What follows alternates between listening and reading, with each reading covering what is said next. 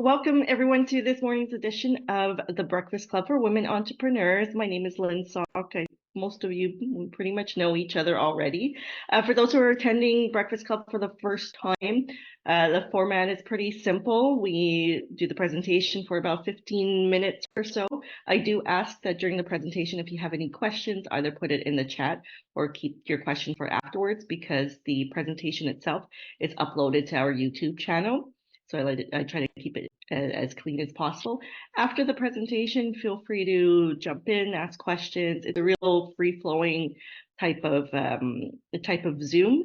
No judgment. Ask your questions. Like I always say, if you have any questions, chances are someone else here probably has the same question, but they might be too shy to ask. Leading up to today's Breakfast Club, a lot of you have asked about automation. What's the best CRM? What are the systems that I need to make my small business more efficient? And my answer is always the same. I am the last person who could advise you on that. So what I've done is I brought in an expert on this. She has, 20 years of experience in the healthcare system, right? Am I right? 19, but yeah. Who's counting? 19 years of experience on the back end in the healthcare system. And during COVID, she did the jump. She did the leap. She left corporate and started her own company. She is the founder of the Organized Monday. Our special guest today, Ancheta. Hi, everybody. So if you know me personally, this is going to be super casual. Talk with my hands like I was telling Pina. So yeah, thank you so much for that sweet introduction, Lynn. So to introduce myself again, I am a systems consultant and strategist, mainly for small business owners, freelancers, even solopreneurs. And what I do is I kind of help them build the back end of their system so that they can run their day-to-day more smoothly, more efficiently, so they know what's going on. Mainly the clients that come to me are the ones that are like super overwhelmed. Business is doing well, but they are super overwhelmed because they have like the back end and their admin is just like a hot mess and they don't know where to start. So that's usually where I come in and help them out, right? So I do a lot of setting up of client management tools, project management tools, and we'll get a little bit more into that later. But yes, I was formerly a medical technologist. That's what I graduated in. I worked at, if you guys are from Montreal, you know, the Royal Victoria Hospital, then transitioned into the Glen. I was there for 19 years and finally took the leap last year in 2023 to do my 9 to 5, to leave my 9 to 5 and pursue my business full time. I started my business though in 2020, just like everybody else did. And that's because I had a daughter. She was 2 years old, hospital life, you know, we work weekends, we work holidays. I did not want to be away from my daughter Christmas time and weekends. So I had to find another way. So I dove into like the virtual assistance world because it was like the lowest barrier to entry into the online world. Did everything, inbox management, all that. Finally, I found my niche as a systems consultant because lo and behold, my background in the lab industry, we're so heavily like in systems, involved in systems, processes, and data-driven things. Like it was just like an easy transition for me to help kind of like translate that now into like the small online business world. It was very easy for me to provide that service. So for the turning point for me though, when I was a virtual assistant and where I needed to check my own systems was, so here I am, right? Like juggling my 9 to 5. I just launched a business and I'm wanting more time and freedom and create memories with my family. That's initially why I left. And it's funny, my daughter one time comes home from daycare and she's like, Mommy, look, I'm you, right? She had made a little picture of a laptop and she's typing. And that got me so sad because I'm like, the memory she remembers of me while I'm supposedly supposed to have more flexible time is me working. Like that made me so sad. It doesn't make sense, you know? So this is really the turning point for me where I had to kind of like build my own systems, create those systems now in my own personal business so that I could either like survive building my business and juggling my 9 to 5 at the same time, and also not just survive, but actually thrive and scale my business. So this is a fruit of like what I did for myself, which I now help other women do in their small businesses, right? So what we're going to be talking about today It's really like, this is for, those overwhelmed people who have just started their business, have a lot going on. They're wearing all the different hats in your business. You're doing marketing, you're doing, your admin, you're doing your client work on top of that. So sometimes the systems are the last thing you think about, but it really should be your first place to start if you want to start feeling um, relaxed and calm every time you log off every single day. Okay. So what I'm going to be sharing with you today, they're not groundbreaking things. They're very simple things, but I'm here to just remind you to start here first. Go back to the basics and start with this, and you'll start seeing a difference with, first of all, how you feel in your business and how your business is going to start scaling slowly. Okay. And also a little disclaimer, everyone's lives are different, everyone's circumstances are different. So in this training, take what you need and just leave out the rest. If you don't resonate with it, you don't need to implement that. Okay. So the purpose of this training is because I want you to not only, like I said, I don't want you to just survive in your business. That's not the point. I want you to also thrive and feel good in your business, right? So we didn't become entrepreneurs to work 24/7 or have a regular burnout schedule, which is like me before putting these in. That's not what I want for you. And yes, there are going to be harder times where you're going to push and you have to, you're going to be busier than most, but this is not sustainable. And if it's not sustainable, you're not going to be able to scale or grow. Okay. So let's start with, I'm going to say systems like 10 billion times. What are systems? What am I talking about? Right. So systems, in simpler terms, think of systems like a bunch of different tasks and processes in your business that make it run like a well-oiled machine. So you'll have a system for how you do your marketing. You'll have a system of how you onboard your clients. You'll have a system on how you, say, hire freelancers, right?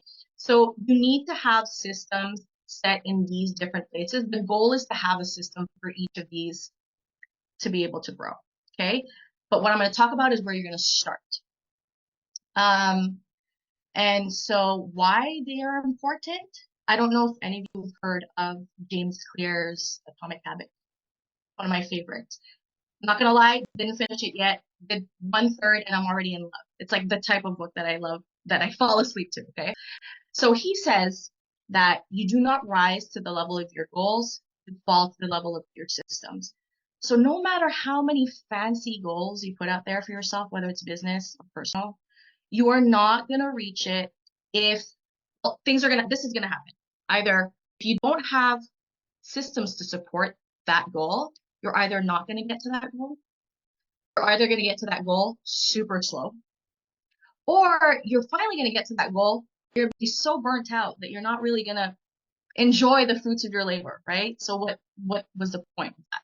So this is why systems will help you attain that goal more efficiently, quicker most of the time, without kind of sacrificing like your energy, your brain space, all of that. Okay.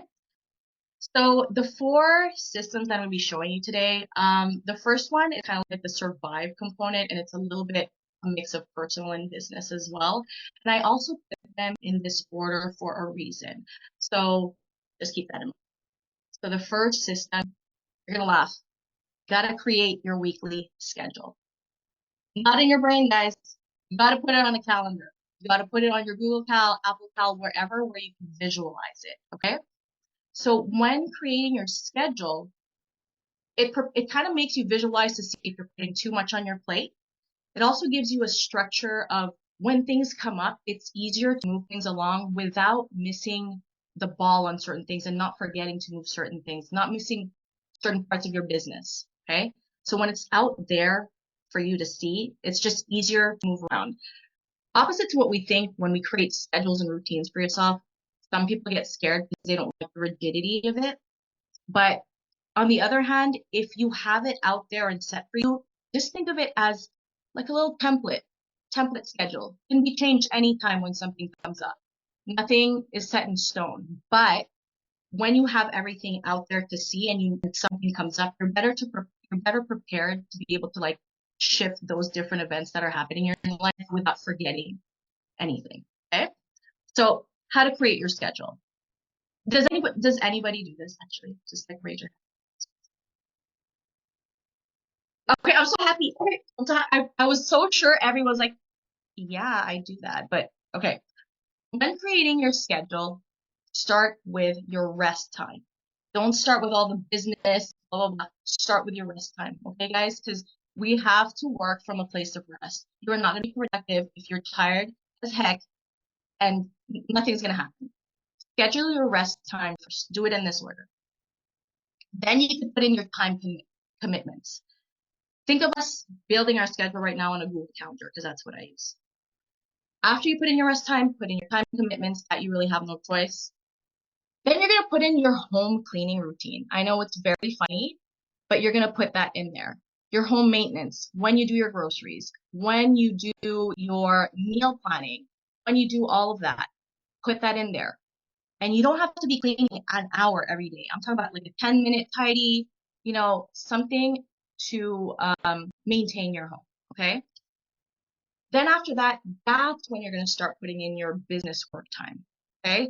Also keep in mind of your energy levels when you put in and plug in your client work time or your business time. Surprisingly, I'm not a morning person. I'm an afternoon person. And I've noticed that about myself. So of course, I'm not going to put my client work early in the morning. I put it in the afternoon.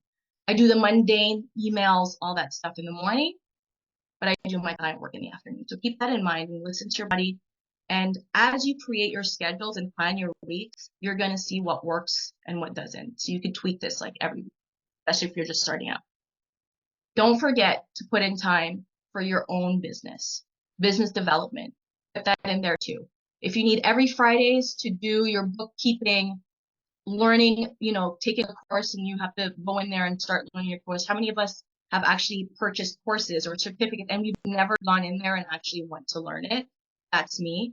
So you have to put in that time. If it's not in your calendar, it's not going to happen. So just take a habit of starting to plan your weeks. And I even have set time to plan my week. I do it on Thursdays. Fridays are very sacred to me. I have to do a bit of client work, but Fridays for me are my rest days. I do whatever I want.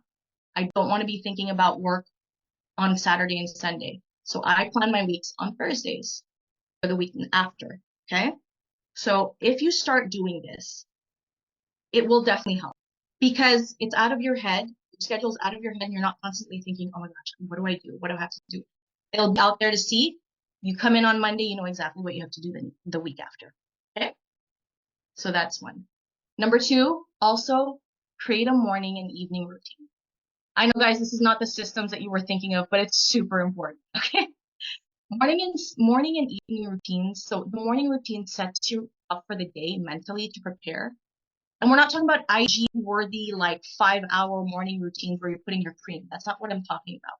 Do things that invigorate you. Okay. For me personally, it's a 30-minute walk. I just started this a month ago and it's changed so much, like my mental health and just like how I start the day. You do journaling, do that. Do whatever pumps you up, invigorates you, okay? Evening routine, you got to do something that helps your brain detach from work and ease into the night so that you could rest. Because we're team rest here, right? We're team rest here. We start from rest all the time.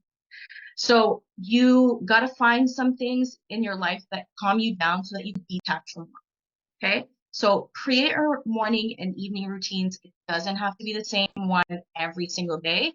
You could attach, every Monday, this is my morning and evening. Every Tuesday, this is my morning and evening. It doesn't have to be the same, everyone, but just create that kind of consistency in your life and you'll be able to see changes. Okay.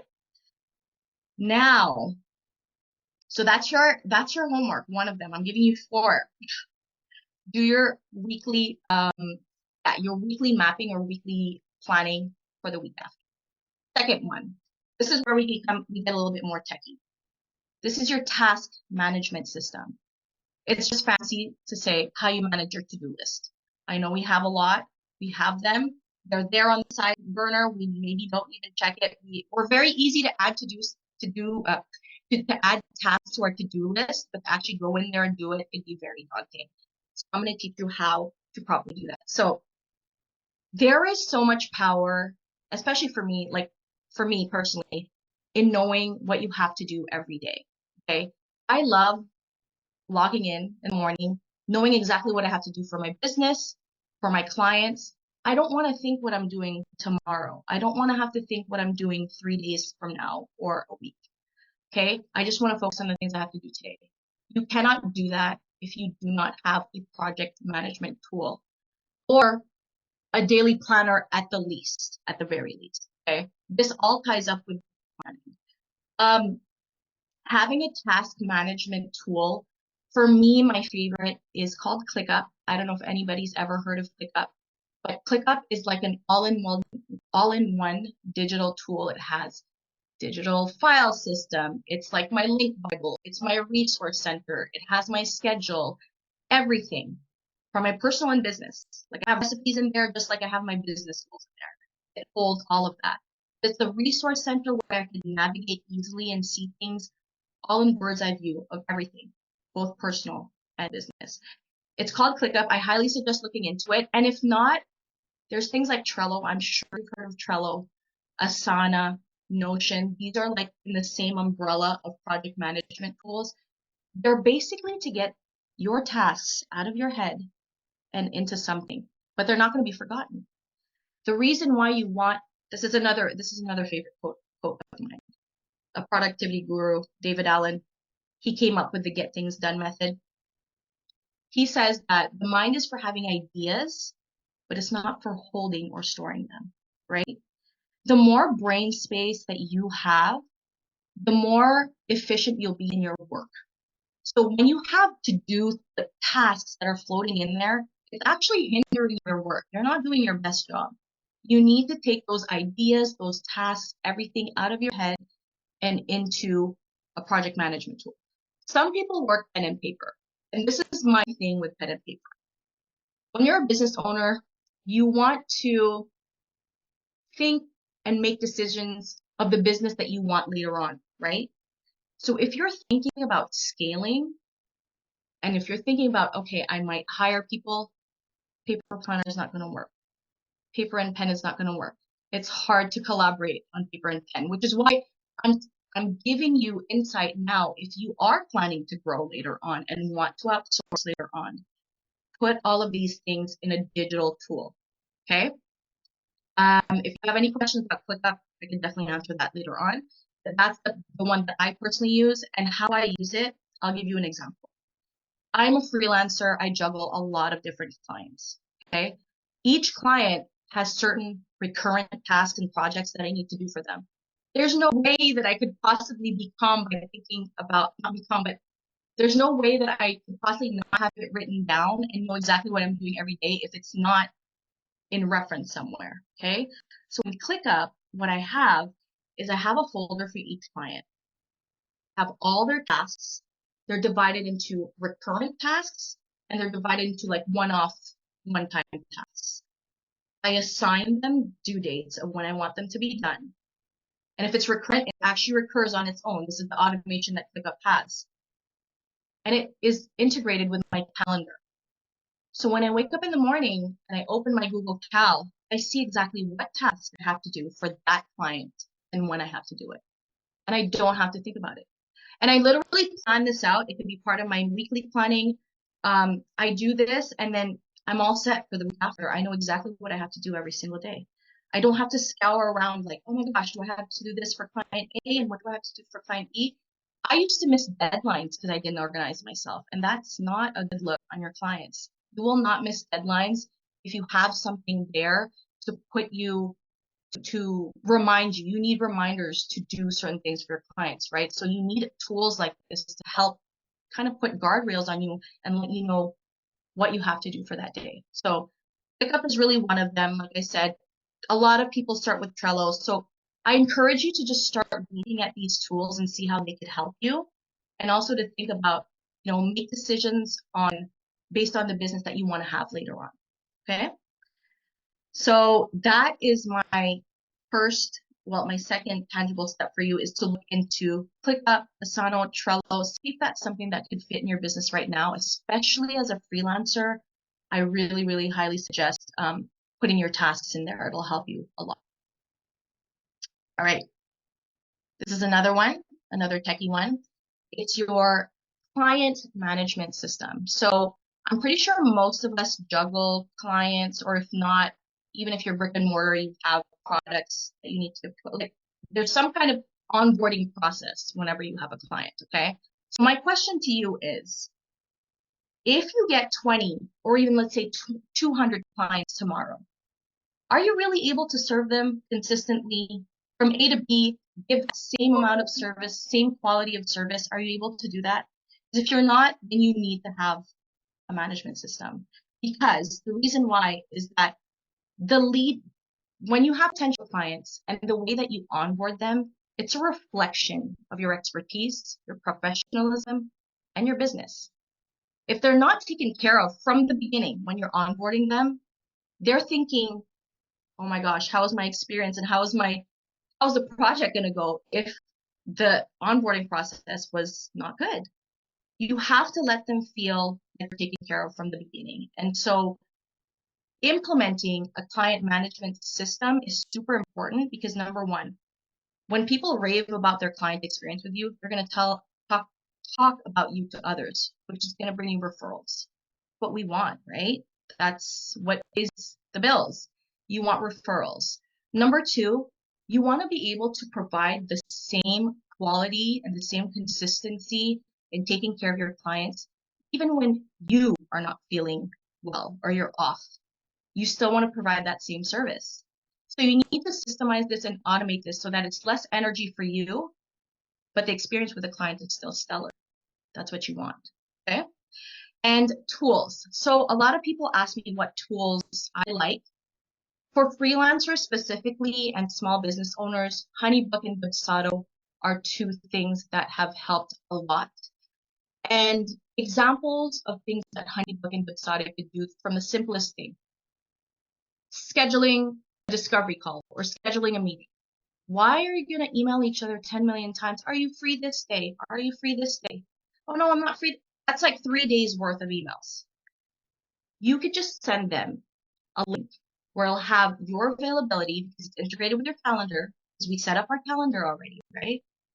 You're going to have your free time. You're going to be able to designate time for when you're going to have client calls, and they just click from there and they choose a time that they want to talk to you or meet with you.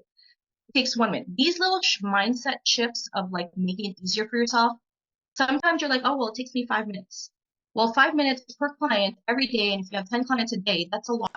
And also it's the stress of thinking about it takes a lot from you. That means you're not delivering, you're not working in the things that you actually have to put your energy in, right?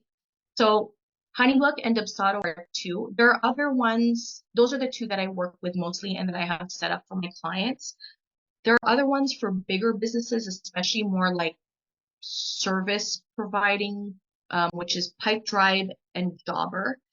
So there's those, and there are plenty of other ones. Just research client relationship management tool and see which ones would kind of fit in your business. But by what I hear, especially also with Lynn's like talks and when I hear other people's like experiences, I feel like HoneyBook and Dubsado would be a first place to look into. HoneyBook is definitely more user friendly, easier to use, but very limited, I feel, with their workflows and automations. Dubsado is very, very customizable, and a lot of people end up going to Dubsado just because it's more customizable and there are just more automation options in there. And one note that I wanted to bring for automations doesn't necessarily mean high-tech stuff. Automations can mean creating a template for an email that you send over and over. You don't need to send something over and over. Create a template for that, right? So that's a type of automation. But if we're talking about high-end tech automations, example of, okay, when a client gives back their contract, send an invoice automatically right away because Dubsado and HoneyBook can do that for you, and it's amazing. So automations like that, I only recommend putting automations when you know exactly what your process is looking like and when you're happy with it. So my homework for you for this part, for the client management system, is when you have a client, write out on paper, because you're brainstorming first, write out on paper from the time they reach out to you to the time you offboard them and ask them for feedback. Name all the steps that they have to go through. Okay? Name out all the steps. Out of those steps, you're going to look at the things that you have to actually create templates for. Example, contracts, invoices, email responses. Do all of that right away. Create a template for that right away.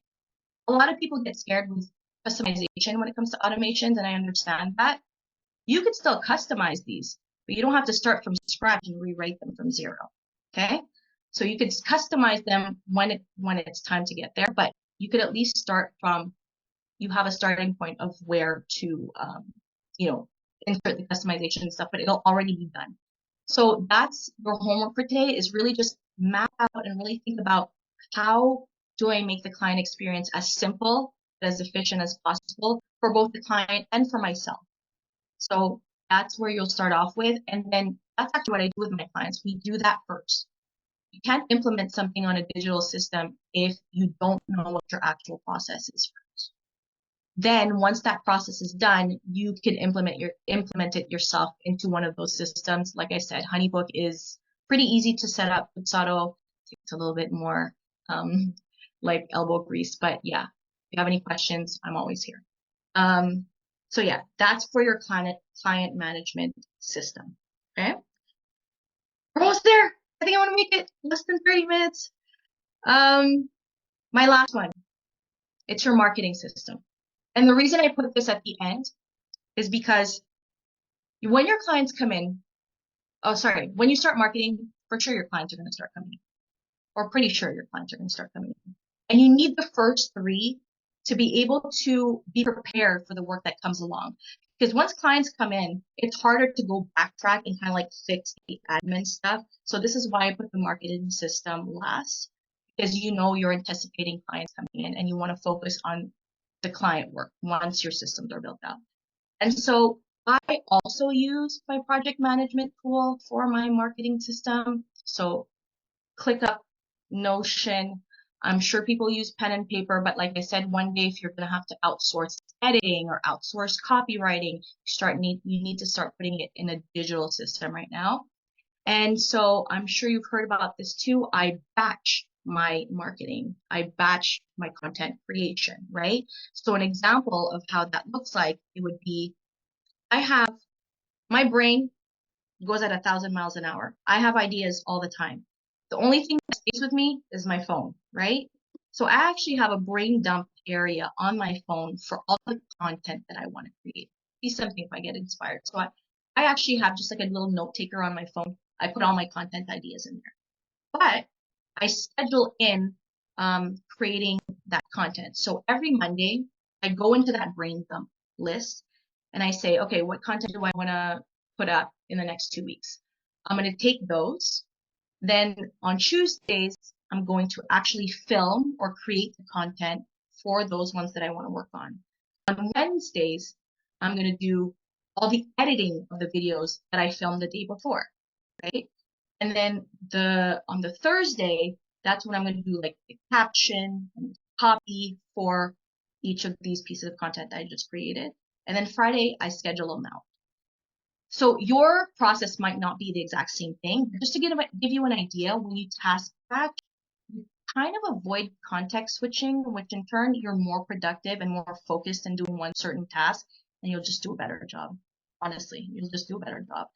Instead of saying like, okay, I have one piece of content and I have to do like the filming to the editing all in one day, you'll be so much more efficient if you actually split the tasks in 5 parts and do all of it in one day, another batch of tasks and another, etc. Right? You'll just produce more content and better content that way. Proven. So those are my 4 systems. I hope it wasn't underwhelming, but they're very simple, but it's really back to basics. This is how you're going to survive in your business. Like, you need these systems first. And then later on, you're going to be used to, number one, implementing systems. And you're going to be used to kind of like having that systems brain. And you're going to create systems for your onboarding freelancers, hiring. All that is going to come into place. But these are the 4 best places really to start. especially when you're coming from a place of overwhelm, you can't forget about these four that I taught. So that's really what I have for you today. And also just a side note, these systems, they're not the end all be all. Okay. Like you're going to revisit these systems because your business is going to change. Your personal life is going to change. I suggest to change them every quarter if that's too much, at least every year. So you always have to revisit the systems. It's a living thing. You're going to have to go back to it all the time. And if a system is not feeling good, you always feel friction, you got to change it. It's not working out for you. Don't try to copy someone else's system. You create your own. Okay. So that's where you got to reevaluate. If something's not feeling good, these systems are supposed to make your business easier, which in turn is going to make you feel more at ease. That's not happening. You got to change something. And never too late to start this. Like I told you, the clients that I get, they're making money, but they're so overwhelmed. So it's a hindrance to making more money because they need to go back to the basics and start off with these first. So for anybody who's just starting out, I actually encourage you to do this now. Do this now. It's never too late. Do this like yesterday. That's what I say. So that's it. That's all I have for you. And I mean, I'm going to piggyback on you because I shared in this group, I've been through that where the growth of the business went from 0 to 100 right away, and I had 0 in place, and it caused it caused me to burn out. And it is hard, to go back and try to fix everything, trying to make sure that you upload all the client information and all of that. So if you don't have systems in place, even if you only have just a handful of clients, this is the best time to do it. It's better to start with a handful of clients than a list of 100 clients that now you have to enter all their information into, some client relationship manager, and you don't have the time to do that. And this is how you could create, even if it's just a little business, that you call a little business, it has value now because now you can hand it over. If you don't want to run your business anymore, now you could find someone, either you'll sell your client base or you'll hand it over to somebody, but now it's neatly packaged, that you can actually hand it over. Like imagine being a substitute teacher and you walk in and there's just nothing. There's just like, nothing prepared. yeah. Yeah. No, I definitely agree, Lynn. Like, it's funny because when you go into business, the first thing you think about is clients, right? Systems is the last thing people think about, but they definitely like feel it after when they finally do get the clients. They're so overwhelmed, and I feel for them because I know. So yeah. Yeah, and I'm happy you introduced your list in that order because a lot of people, when they start their business, the first thing they think about is marketing, social media, got to get my logo, have to register my website. No, it's the back end stuff. All the other branding, marketing, that's the fun. That's the fun part, but the boring, tedious systems in place. How are you going to remember your clients' birthdays? Do you have their address? Do you have their names written correctly? All of that, it's so important. Any